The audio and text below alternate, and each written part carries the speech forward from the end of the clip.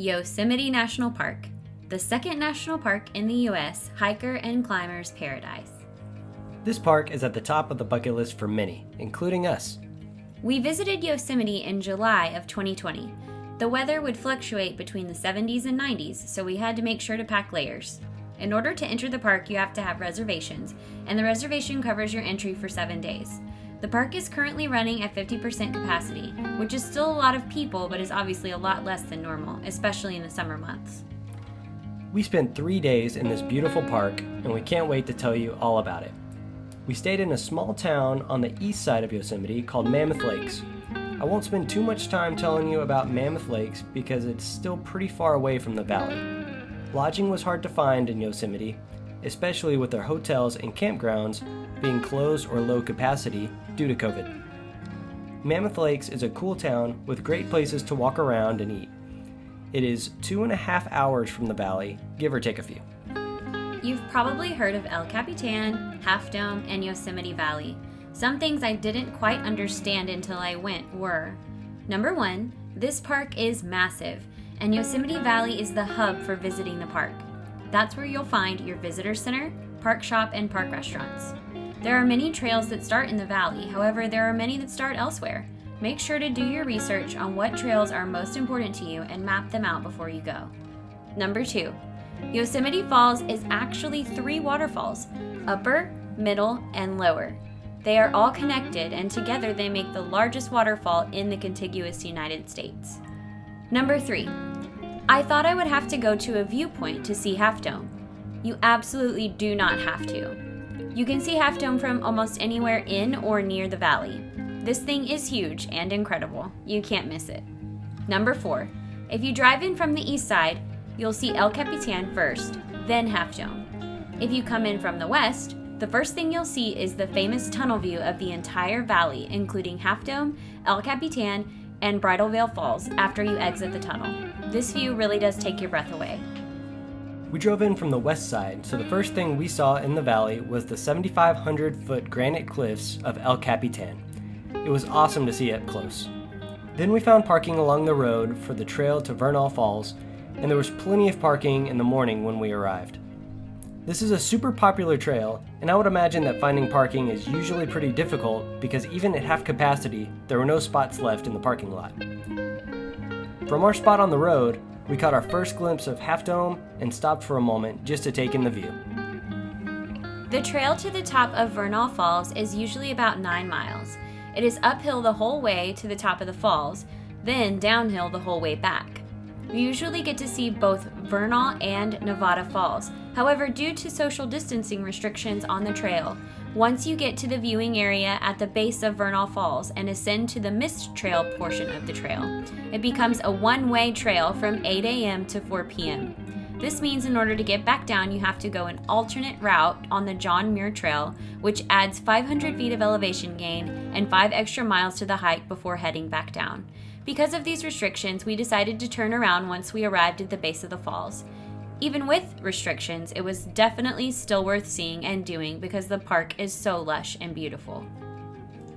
After our hike to Vernal, we went to the village store in the valley to get souvenirs, then hopped on the leisurely trail to Lower Yosemite Falls. This loop trail is just over a mile and is paved with little to no elevation gain. If you're not familiar with John Muir, he was a mountaineer and wilderness explorer and a huge advocate for our national parks in their early years. He had a cabin nestled right here in the valley, and you can get a glimpse of the views he had while he lived there right off the trail. Then we went further into the park and stopped to see the famous Tunnel View viewpoint off the road. I really have no words for it. It's the kind of natural beauty that leaves you speechless with watery eyes. We debated not going to the Glacier Point viewpoint next, since we had already done so much, and how could it possibly be better than the tunnel view? But I'm so glad we did. Glacier Point is absolutely 100% worth seeing. In fact, it might have been my favorite view of the valley. Glacier Point goes off the main road and basically goes to the other side of Tunnel View. You get jaw-dropping views of the valley and Half Dome, which is my favorite rock of all the rocks. We joked that we could have stayed there for hours just staring, but we really weren't joking. The next day, we took it easy and spent some time on the east side of the park. We started with Tenaya Lake, a glacial-fed lake with sandy beaches and a trail that goes all the way around the lake. The water was cold, but so clear and refreshing. Bug spray was an absolute must on this trail in the summer. Next, we walked through the Tuolumne Meadows to the river in an old camp. We stuck our feet in and sat at the rocks by the water for a long time. Also in the meadow, you can see some natural springs spurting water up from underground. On our way back to town, we stopped at a random spot off the road and had a picnic lunch and took a dip in the rushing Tuolumne River. Our last day in the park, we drove back through the valley and took a stroll on Cook's Meadow Loop. This short hike is in the valley and gives you great views of Yosemite Falls and Half Dome. Plus, it's a super easy walk. We had wanted to visit the Mariposa section of the park for a hike among the big sequoia trees, but since they have no shuttles running currently in the park, it was harder to get to than we thought. It's confusing if you look at it on the map because it looks like there are two parking lots that are pretty close to the start of the Mariposa Grove trails. Those parking lots are for handicap visitors and shuttles only and are too small to function as normal parking lots. So in order to get to the Grove, you have to park and walk uphill on the road for 2 miles before even getting to the start of the trails.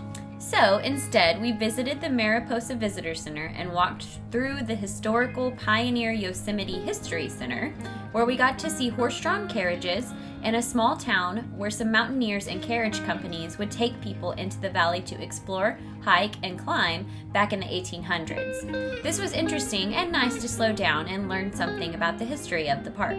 I have to say that this trip to Yosemite was very special because we went during one of the busiest months and they were only allowing 50% capacity. I don't think we'll ever get to see the park quite like that again.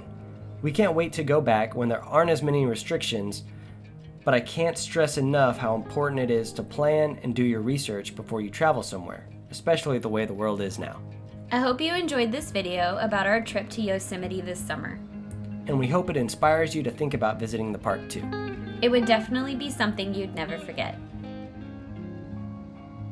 Please like and subscribe to our YouTube channel or find us on Instagram to come with us on our next adventure. Thanks for watching. Bye for now, y'all.